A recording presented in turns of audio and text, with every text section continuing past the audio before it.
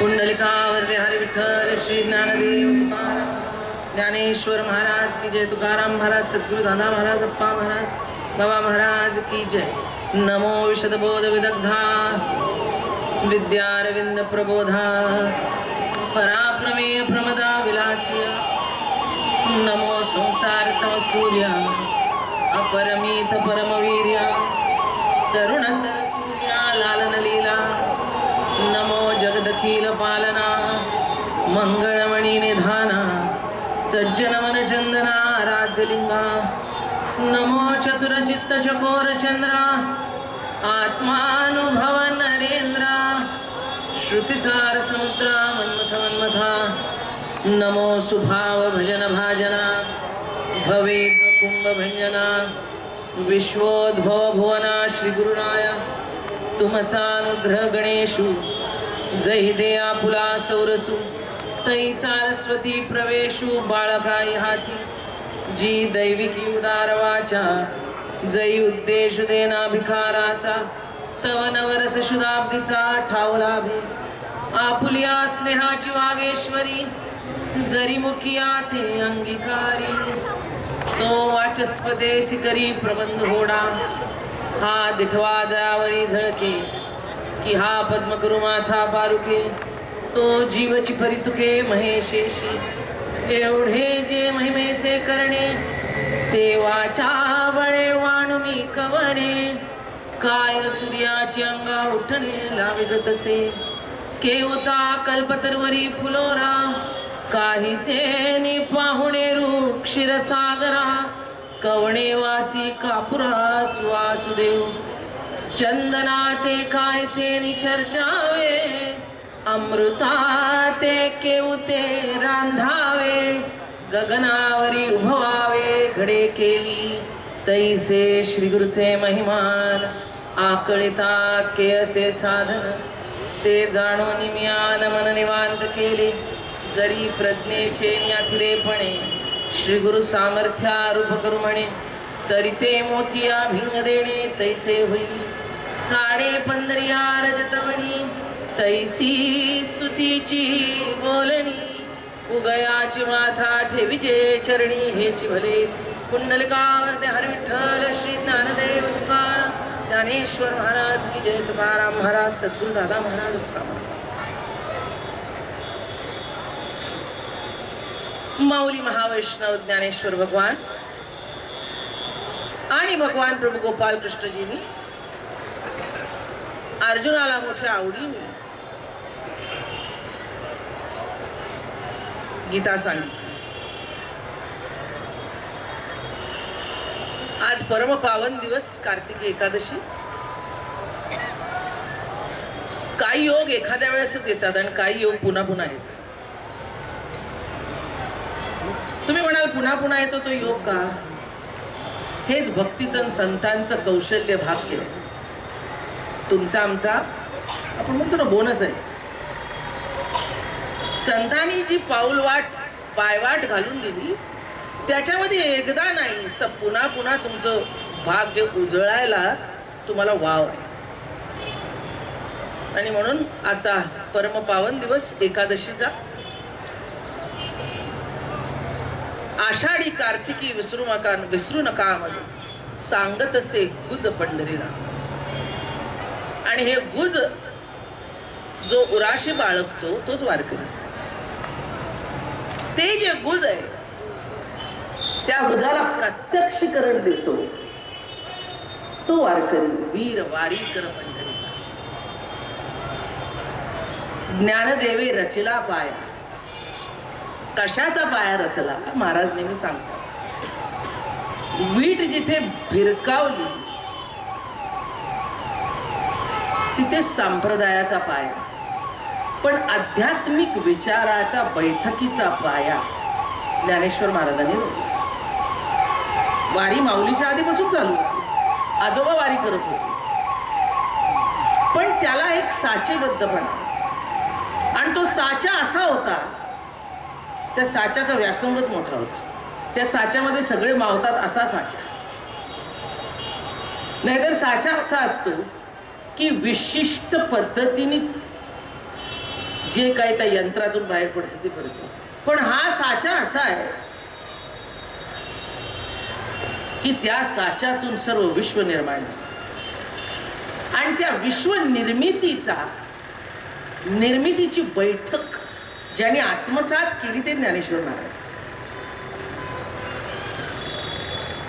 निर्माण खूप होतं, पण तुमच्या आत काय जातं,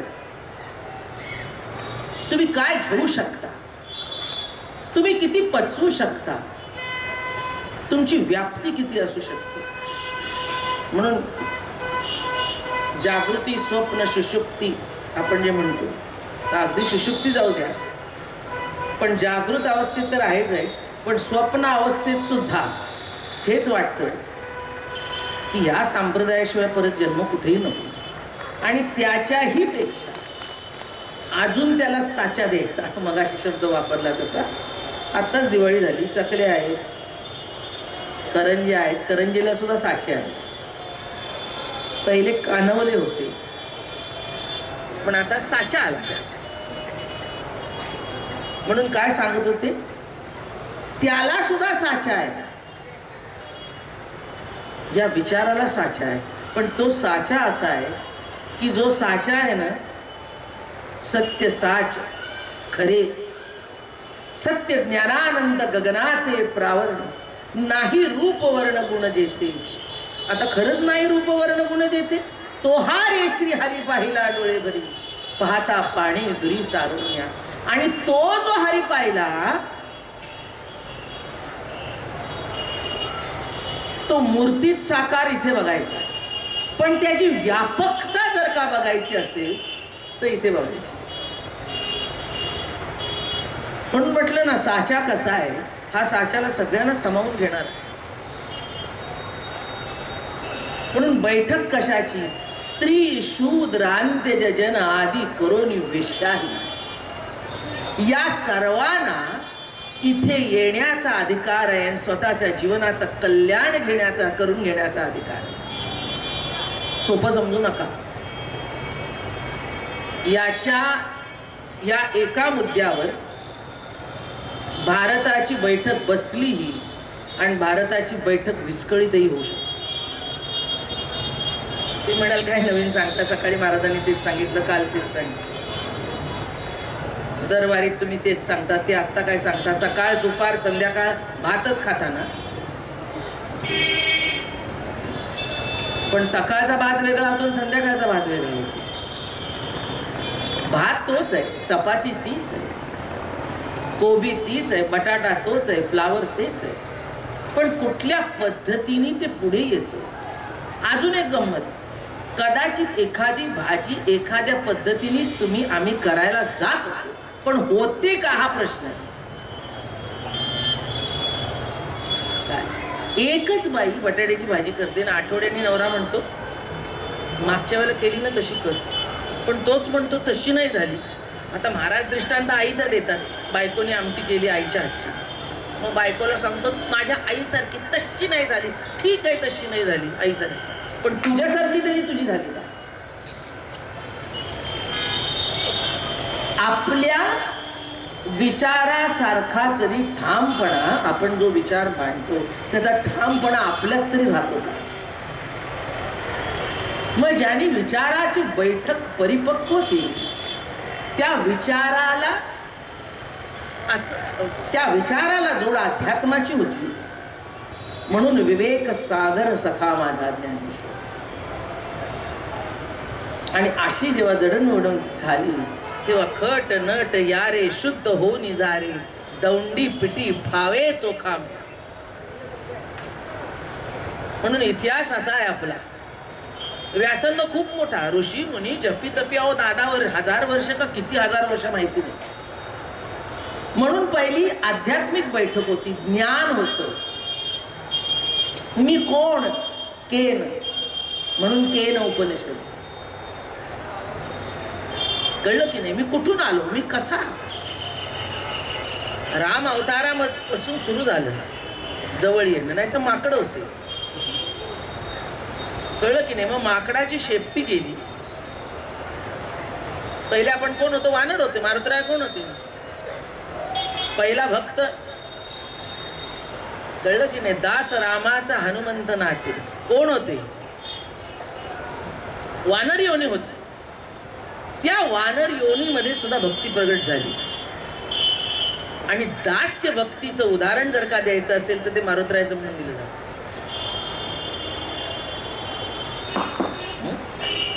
आणि मग काय झालं? त्याची वानराची शेपटी गेली. जो आधी असा चालत होता, कसं दाखवतात ना गोरीला किंवा चिंपॅन्झी, अशी अशी बघा. आणि मग असं करत करत तो असा उभा राहू लागला. असं उभा राहिल्यावर जसं एक्सरसाइजने माणूस ताकद येते तशी इथे ताकद आली आणि जी काही शेपटी होती ती आखूड होत गेली आणि ती शेपटीने कणा केला तयार. तुम्ही म्हणाली गोष्ट सांगते, कथा नाहीये, हे सत्य. शेपूट गेलं आणि कणा आला आणि जिथे कणा आला तिथे माणूस निर्माण झाला. आणि माणूस निर्माण झाल्यावर मोडेन पण वाकणार नाही असा झाला. कळलं का? आधी कसा होता? असा होता, जो वाकत होता, वेळी प्रसंगी असा होत होता, असा होत होता. नंतर जेव्हा त्याचा कणा निर्माण झाला तो असा ताट झाला, मोडेन पण वाकणार. आणि अशी जेव्हा भूमिका माणसाची निर्माण झाली तिथेच अध्यात्माची आवश्यकता जीवनात नाही. जनावराला अध्यात्माची गरज नसते. जिथे मन, बुद्धी, चित्त, अहंकार निर्माण होतो, या निर्मिती बरोबर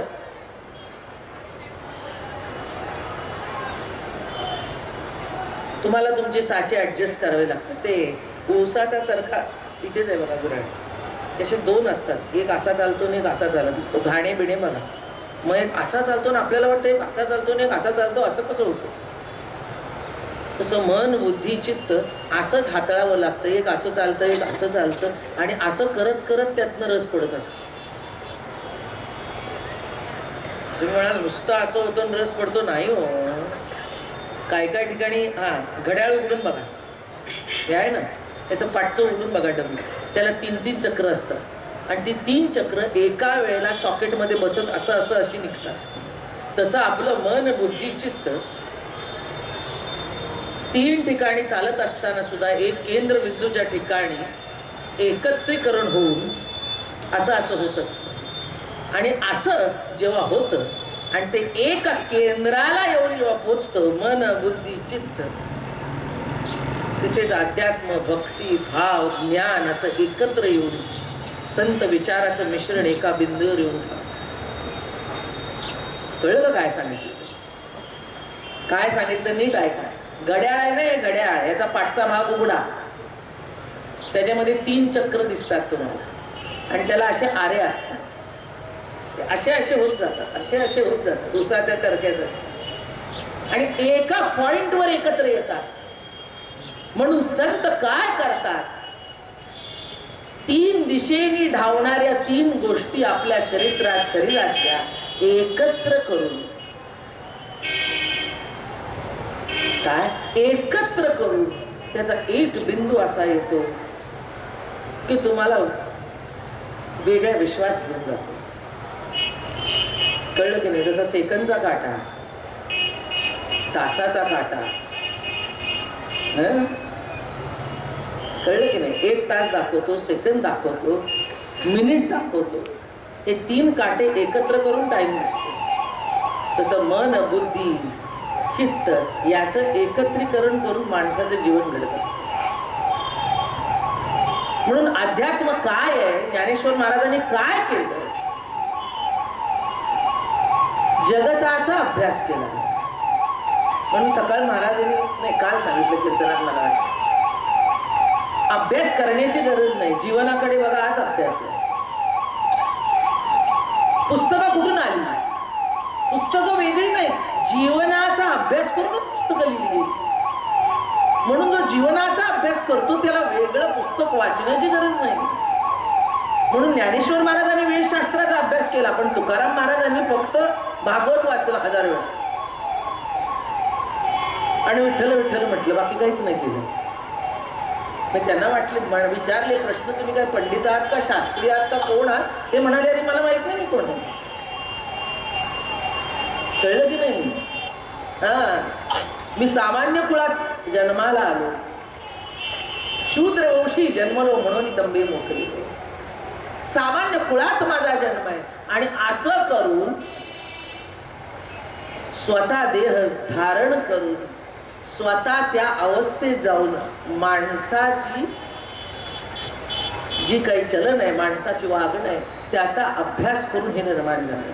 म्हणून काय म्हणतात, आगा नाव घेता ओखटी, जे आघवेची अधमाची शेवटी, ती पापयोनी ही कीर्ती जन्मली जे, ते पापयोनी मूळ मूर्ख जैसे का दगड, परी माझ्या ठाई दृढ सर्व काळ. म्हणून काय सांगते, म्हणून पहिला मारुतरायला वानराला आदर. आता वानराला जर का अधिकार आहे तर माणसाला आहे का नाही प्रश्नच येत नाही. स्त्री शूद्र अंत्यज जन, आणि पुन्हा स्त्रीमध्ये वेश्या टाकली. मला आता एक प्रश्न विचारायचा वाटतो, स्त्री वेश्या, पुरुष तसा वागत असेल त्याला काय नाव नाही का?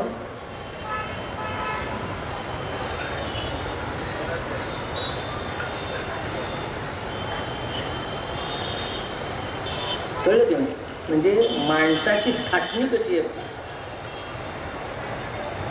पटकन स्त्रीबद्दल बोलायला तयार आहे, पण पुरुषाची चर्चा झाली की सगळे बंद. म्हणजे तुम्ही कोणी इथे तसे नाही, तुमचा प्रश्न येत नाही कारण तुम्ही वारकरी आहे. पण मी कोणाबद्दल बोलते, आपल्या फडाचा प्रश्न येत नाही कारण मी इथे बसले. पण आज सुद्धा संप्रदायात हा विचार आहे की स्त्रीने कीर्तन करावं का नाही. स्त्रीला कीर्तनाचा अधिकार आहे का नाही. म्हणून काय काय माणसांना वाटतं हे एवढं ठासून का बोलतात. अहो ठासून ज्ञानेश्वर महाराजांनी आपलं मत मांडलं नसतं, तुम्हाला आम्हाला इथे बसण्याचा अधिकार नसता. तुम्हाला काय गरज आहे भगवत ताई, तुम्ही एवढं कशाला ठासून सगळं सांगत असता. वास्तविक मी स्त्रीची भूमिका कधी मांडलेली मला आठवत नाही. पण आज असं झालं, मी खूप कंटाळले आणि उशीर होऊन गेला आणि माझं डोकं झाले ना काय ओवी. आज महाराजांनी आज मला ओवी काढून दिली. तुम्ही बघितले का अशी ओवी मी कधी घेतलेली? पण आज ही ओवी मला महाराजांनी काढून दिली. आज याच्यावर कळलं का? स्त्री शूद्र, अरे कोण स्त्री? स्त्री म्हणजे शरीर नाही, स्त्रैण्य भाव म्हणजे स्त्री. म्हणून तुम्ही इथे सगळे जण जे आहात ते कोणात सांगा बरं?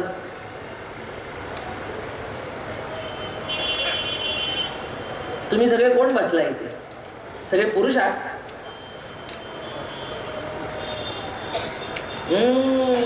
माझी जीवीची आवडी, माझ्या जीवाचा आवड नाही, माझी स्त्रीलिंग, जीवीची स्त्रीलिंग, आवडी पंढरपुरा नेईन गुडी, पांडुरंगी मन रंगले.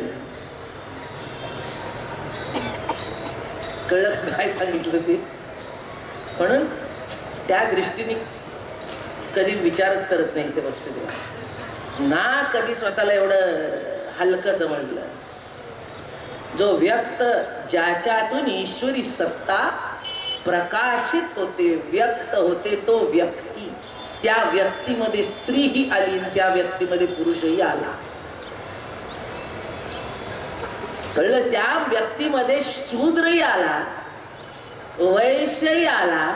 उलट जाऊ ना, शूद्रही आला, वैश्यही आला, क्षत्रियही आला आणि ब्राह्मणही आला.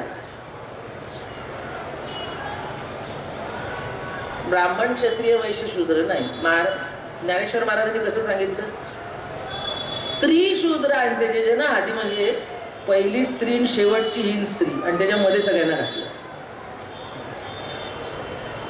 स्त्री आणि शेवट आधी करून वेश्या आणि त्याच्यामध्ये अरे असाच समाज आहे. काय परिपक्व होते म्हणून इथे आलाय काय सगळं?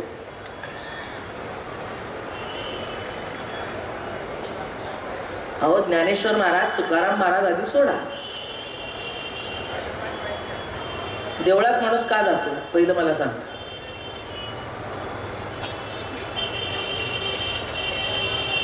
काय देवळात माणूस का जातो? जीवन सगळं तुमच्या समोर असताना सुद्धा तुम्हाला जीवनात काहीतरी कमतरता जेव्हा भासू लागते तेव्हा तुम्ही देवळात जाता.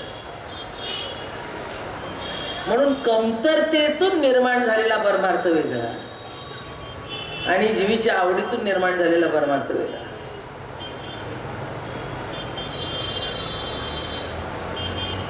पण एक सांगू का, म्हणून वारकरी संप्रदाय उच्च.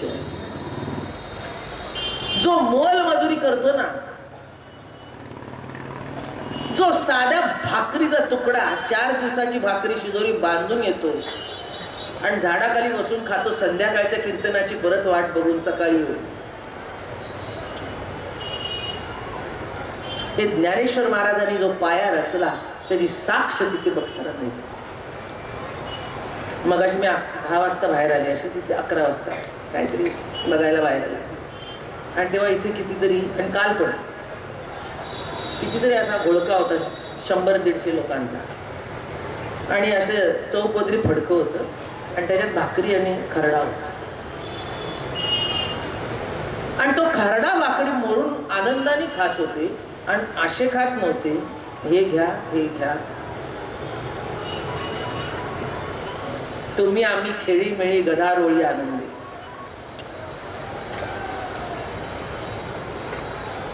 कसे खात होते? झाडाखाली बसले होते, थोडस ऊन लागत होत, पण याचा विचार न करता आपली आवड जोपासण्यासाठी नित्य नेम नामी ते प्राणी दुर्लभ लक्ष्मी वल्लभ तयार. नारायण हरी भुक्ती मुक्ती चारी खरी त्यांच्या. काय मजा आहे बघा.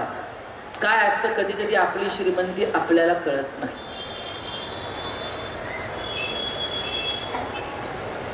जो श्रीमंत असतो ना त्याच्याकडे गरीब बघतो, म्हणतो बघा तुमचं बरं आहे, आपलं आमचं बघा. असाच एक भिकारी होता आणि एका राजाच्या महालावरनं जातो. त्या राजाच्या महालावरनं जाऊन शिव्या देत होता राजा. तर आपलं बरं आहे, आम्ही ती भीक मागतोय, बघ माझ्याकडे काय आहे. तू बसलाय सोन्या नाण्याच्या अंबाऱ्यात, सोनं चांदीच्या अंबाऱ्यात, रोज पंचपक्वान्न खातोयस आणि आमची गत काय तिने. पण तो राजा आध्यात्मिक होता, मोठा. त्याने सांगितलं कोण आहे वर बोलू, इकडे येत बोलू. त्याने इकडे ये रे. आता एक मी प्रश्न ज्याला विचारतो त्यांनी त्याची उत्तर दिली. का ओरडत होता? नाही म्हणाले माझी गत बघा, तुमची गत बघा. असं होय, बरं मग असं कर, माझ्या इथे काय माणसं आहेत, ते तुझा एक डोळा दे, तुला किती पैसे देऊ सांग. म्हटलं असं कुठं होतं काय. चल म्हणे तुला 2 लाख रुपये देतो. डोळा दे. आता दान निघालं ना इंद्रियाला. दे चल मला, किती पैसे दे. म्हणाले काय बोलता, 2 लाख कमी पडतात, चल 5 देतो. दे डोळा. म्हणाले बरं चल 10 देतो. दे डोळा. असं त्याला खेळवत राहिला. मग म्हणाले सांग, एक डोळ्याची किंमत 10-15 म्हणलं तरी तू द्यायला तयार नाही. 1 डोळा, 2 डोळे, 10 बोट, 2 कान, तोंड, याला काय देशील? याला काय देशील? याला काय देशील? किती कोटीची इस्टेट तू घेऊन चालतोयस आणि ती अशी इस्टेट आहे की त्या इस्टेटीवर तू अब्जावधी कमवू शकतोस. अशी इस्टेट तुला दिलेली आहे की हे यंत्र आहे जणू. पंच कर्म इंद्रिय, पंच ज्ञान इंद्रिय, 11व मन, 12वी बुद्धी, त्याच्या जीवावर तू कितीतरी करू शकतोस. इमारती बांधू शकतोस, कारखाने बांधू शकतोस, डोकं चालवून नुसत्या रेघोट्यावर अब्जावधी रुपये मिळू शकतो. तरी तुला कमी मिळतं, कमी वाटतं, कमी वाटतं. तिथेच त्याने साष्टांग काढला. राजा नाही म्हणे, खराच राजा. कारण राजा नुसता स्थूल दृष्टी, इस्टेट, पैसा, राजकारणासाठी राजा नव्हते पूर्वीचे. हे राजे रजवाडे सुद्धा, बौद्धिक पातळी सुद्धा त्यांची तशी होती. आध्यात्मिक गुरु केलेले असायचे. त्या आध्यात्मिक गुरुच्या छत्राखाली, ज्या महाराष्ट्रात आपण बसतो, दुसरं कोणाचे नाव कशाला घ्यायला पाहिजे? छत्रपती शिवाजी महाराजांचं घ्या. यांचे एक गुरु जगद्गुरु तुकाराम महाराजच मूळ मानले होते. मग राजकारणासाठी स्वामींकडे पाठवलं गेलं.